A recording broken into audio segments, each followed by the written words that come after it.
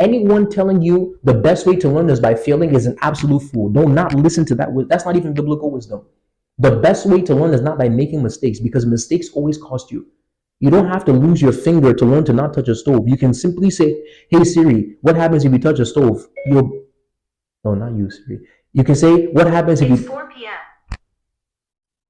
You can say, "What happens if you touch a stove while it's hot?" And she'll tell you you'll burn your finger, and then you don't do it. Whereas someone else had to lose their finger to learn that lesson. Now, both of you learned the principle, but one of you had to lose a finger to learn the principle. That's how mistakes work. You can learn through mistakes, but it always costs you if you have to make the mistake first. It is like a student who, I'll give you a very clear example.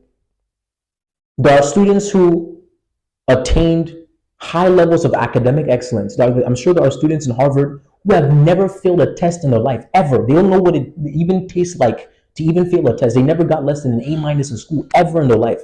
That's why they have a 5.0 weighted GPA. Absolute academic perfection and excellence. And then there are students who they never had anybody to mentor them and to teach them how to value intellectual development, how to value academic excellence. And so they had to go through school and fail many tests, fail many quizzes, get a lot of low grades before they learned not to procrastinate, not to hang around the wrong people, to pay attention during the lectures. They had to learn all of these principles through failure.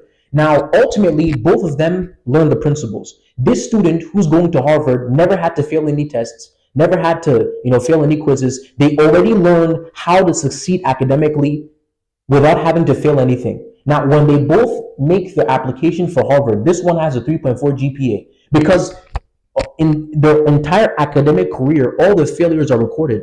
The blemishes are on the record, even though in the end, they finally learned to study well, to prepare well for tests. But at the time in which they had learned it, they had already made mistakes that they can't wipe away. So their GPA will be permanently affected. They can't get a 4.0 GPA. They've already made so many mistakes. So they have a 3.4. This one never failed a test. They didn't have to learn through mistakes. They had parents to drill these principles in them.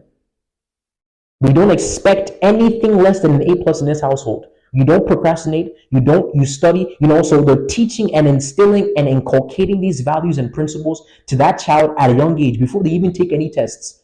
When they both are at the end of their high school careers, this one will have a 5.0 weighted GPA. This one will have a 3.4. Even though at the end, both of them learn the principles. The difference is this one had to learn through failures. They didn't have a parent to inculcate these values. So they had to fail so many tests before they learned the lesson of not procrastinating and not waiting until the last day to study. They never made those mistakes because they had those values. When they both stand before Harvard, who makes it in? This student does. Even though at the end they both got the lessons, but this one had to learn through mistakes. It always cost this person. And this person won't be able to rise the way this person rises. It's always better to not have to make the mistake because you have the advantage of not having to lose what a man will lose if you make certain mistakes. You don't have to lose your fingers to learn not to touch stoves. You don't have to fail tests to learn not to procrastinate. That's why we have such a value for knowledge in the kingdom. The Bible says, "My people perish for lack of knowledge." Knowledge and building knowledge is a kingdom value. It is something that's integral to kingdom living. Being doggedly committed to your pursuit of knowledge. It is knowledge of what to do that produces success.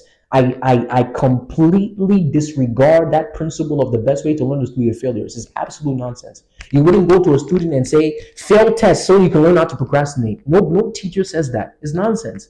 You don't go to a classroom and say, "Yeah, you guys have to fail so many tests before you." No, there are students that never failed any tests. They didn't have to. They already know not to procrastinate. They already know not to joke around when you're listening to your teacher teach. You pay attention, you take your notes, so forth and so on. They